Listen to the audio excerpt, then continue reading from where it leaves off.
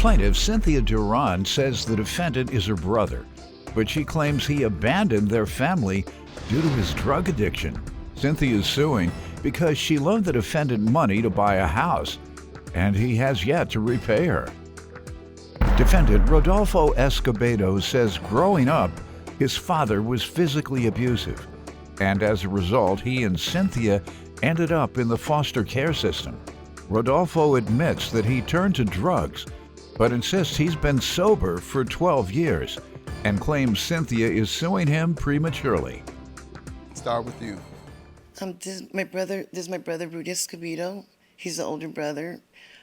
He doesn't act like it though. He abandoned us in 2004. He did what? He abandoned us in 2004. After He abandoned who? The family, after my parents threw him out. You never saw anyone for how long? We didn't see him. I didn't see him again till last year, I believe. When did he abandon? 2004. 04. And you didn't see him until 2020? Yes. Oh, wow. I might be mistaken, Your Honor, because I was on medicine. I was abusing medicine, so I might have seen him in between there. I'm not sure, though. But none of the other family members saw him? My mom. So he didn't abandon mom? No, he didn't abandon mom. mom. He just didn't want to be bothered with y'all? Probably. And you, because you were a drug addict? Probably. Yeah. We were both drug addicts. He ain't abandoned you. He just didn't want to be around a drug addict. That's true. Go ahead. Okay. And particularly if he was seeing mom. Go ahead, though. Yeah, he was seeing my mom. Okay, so he left he left to Arizona until 2004. Uh-huh. He would still see my mom. He did abandon all the rest of us. Y'all used to say that you discuss it together? All of it? Well, yeah, we've always, all brothers and sisters, we've always wondered why he left us like that, yeah. Nobody can figure it out? No, and it's not like we got into... Out of how many? There's 7 of us kids. So out of 7 people, no one talked to him, could get to him and ask him what happened? Nobody else ever talked to him. Okay, what did he tell your mom happened? He didn't tell, well, my mom and dad threw him out, but my dad said... Remember he kept in contact with your mom, though, remember that? Yes. He did. Right. So when he was keeping in contact with your mom, you kept in contact with your mom, didn't Yes. you? The other 6 kept in contact with. Yes. So none of you all happened to ask mom, why, mom, won't he speak to us? No, I would just ask my mom, how's he doing? We would just ask mom, how's he doing? You didn't say, why you abandoning us? No, I didn't. Okay, good enough. Let's move right along. Okay. So you were abandoned as a teenager by him, and you had No. to go to the youth home or Social Service, Department of Social Service had to keep you. And you went to how many group homes? Who, me? Uh-huh. No, I didn't go to... Say he abandoned you. Well, you had a responsibility. When you abandon somebody, they had a responsibility towards you. He moved to Arizona because he got thrown out. I'm having fun with you, man, but go ahead. He moved to Arizona, what? He moved over there to Arizona because my parents had threw him out of the house in 2004, and we hadn't seen him since. I know, but you were wondering, and you don't know why you didn't. Like I said, I was in my own addiction myself. And so was he. You kept in contact with your mom, didn't Yes. you? The other 6 kept in contact with. Yes. So none of you all happened to ask mom, why, mom, won't he speak to us? No, I would just ask my mom, how's he doing? We would just ask mom, how's he doing? You didn't say, why you abandoning us? No, I didn't. Okay. Plaintiff Cynthia Duran is suing her brother, who claims he and Cynthia ended up in the foster care system because their father was physically abusive. Let me get some background from you. How you doing, Your Honor? Good. As a child, I was brought up in a very strict home. My father was very abusive, emotionally and physically. Mm-hmm. So at one point, my sister and I, we were close, you know. Even if we were in foster care, we would look for each other, you know, and see where we were at. I was kidding around, but you all did go to You know, so we did go to foster care. We were in the system for 5 years. And by the time I was 17, I was settled down, getting ready to have a child, and turned over to drugs and alcohol. And during my drug addictions, I was dealing with my emotions of what I went through as a child, getting ready to raise a child. And that went on for years, and at 2011, I got into a car accident, which changed my whole life around. I had a choice whether I was gonna go do 3 years in prison or stop drinking, and I'm going on 12 years being sober. Good. Glad to hear that. You know, those are the type of stories I appreciate and hear most. So you're a good example, and we thank you. What have you been doing since your recovery 12 years ago? I've been working, staying out of trouble, you know, moving up, seeing the grass is really green on the other side when you stop drinking. You know, your doors start opening up, you know, you're more focused, you're more, you know, you see the bigger picture. Yeah. So, you know. All right. And tell me about anything else, and then we can get to the loans. About myself? Or anything about your relationship with your brother? I know like my that brother he said, left we in were very 04 close and you didn't before. see him. We were very close before. I just remember being in foster care once. You all had to reconnect. I guess that's where I'm going toward the loan portion. Yes. February of last year, we seen each other.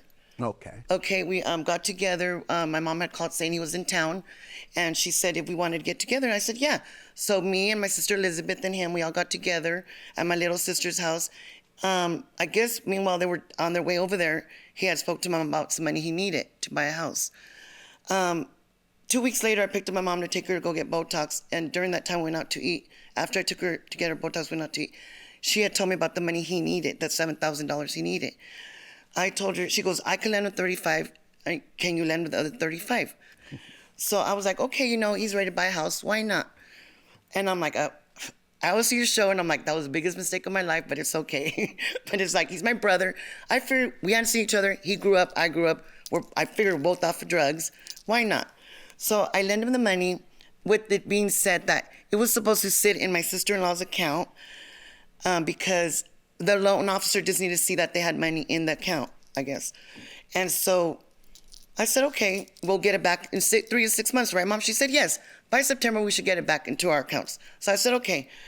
Meanwhile, Your Honor, my mom was diagnosed with breast cancer in July. So my main focus was worrying about my mom, not worrying about the money. So come September, she got her breast removed. November, one of my other little sisters, Myra, needed some more money. She needed money. My mom called me and said, Mija, your sister needs $3,800 for a lawyer. How much? $3,800. So I said, Mom. For what? For a lawyer, for a divorce lawyer. So I said, okay, Mom. I said, I'm not laying no more money out because we haven't heard nothing from Rudy. I said, what's going on with that? So on November 29th, she told me, okay, text him, tell him, you know, that Myra needs money. And he's been telling my mom that the money was in the bank. I'm like, are you sure, Mom? She goes, yeah. I guess she was believing everything he was saying, that the money was in the bank, that he said the money was in there. So he should have the $3,800. I only asked him for $3,500. I sent him a text saying if he had $3,500 of the $7,000 we had sent him.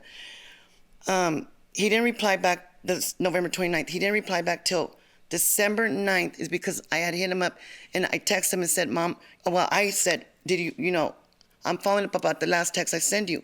You know what's going on with that? And he said, well, the money's gone. He don't have it. And it's going towards the house, which wasn't even supposed to be used towards the house. It was supposed to be sitting in the bank to show the loan officer that he had so much money in there. So Plaintiff Cynthia Duran is suing her brother, who claims he and Cynthia ended up in the foster care system because their father was physically abusive. All right, sir, what do you say to this? February of 2021, I talked to my mom, asking her for a loan to buy a house. She said she was going to talk to my sister, and when next time I talked to my mom, she said, okay, I talked to your sister and I were going to lend you $3,500 a piece. I said, okay, but here's the thing. I cannot pay you guys that money back from 5 to 7 years when I buy the house and build up equity and I get a loaner out. She says, nobody's in a hurry to get the money back. So that's where the money went towards a house. I don't believe anybody gave you a 5 to 7 year payment plan. Man, what do you say? He is admitting to owing, but he said y'all gave him a 5 to 7 year payment. Your Honor, no, Your Honor, my sister, my mom lived with my sisters. My other sister lived down the street. My mom told us all the same thing.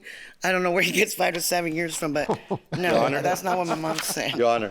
That's a better deal than the finance company. That's never heard. Go ahead. They don't give you what, 3, 4, 5? Yeah, 12 months. All this was all premature for the fact that the deal I made was with my mom. That Mom's we were gone. going to pay. I was going to pay this back to my mom, not her. She was never involved in this. Ma'am? I put the money in his bank. How am I not involved? What page? Page 11. And he admitted to me putting the money in the account. If you look at page, oh, I'm so mad right now. If you look at page, I'm gonna calm myself down. If you look at page 9, he says he's aware of all of it, what my sister texts him. There's a message that she's texts him. Page 10. Page 11 says he's aware of everything. Nothing he could do about it now. So I was going to sit there and say, Mom said I could pay in 5 to 7 years. He didn't say that to my sister, did he? Sir, what do you say this? And then He his shows reply was, me a $7,000, and you try to pay me back. She refers to paying you back. However, ma'am, he admits to owing. At this point, he's saying it's not from you to him, but evidence shows it is, sir. Any other defense or any other evidence first? You have anything where he says he's going to pay you back, and does he give a time frame? No, does he nothing. say soon as possible? Nope. Does he say, I know I owe you and the I'm only trying? text I got was that he had spent the money, or he had it went towards the house. Yeah, I That was know, the but only- repaying you. I No, know he didn't say spent it. nothing. There was never a discussion about, okay, I spent it, but I'm going to pay Nothing. you in 5 to 7 years? No. What did he say? I spent it, and I'm never going to pay you? That's all he said. That's why we're here now. Any evidence from you? No, I don't, Your Honor. All right. Well, let's get to the emotional distress, because the loan is only for $3,500. What's the $1,500 emotional For emotional distress distress, for? because we were asking him for the money because my mom passed away this year in January, and we were asking him for money to help with the funeral expenses, and he didn't pitch in for nothing. I didn't ask him. I told my sister, because I wasn't talking to him. My sister Elizabeth was doing it for us.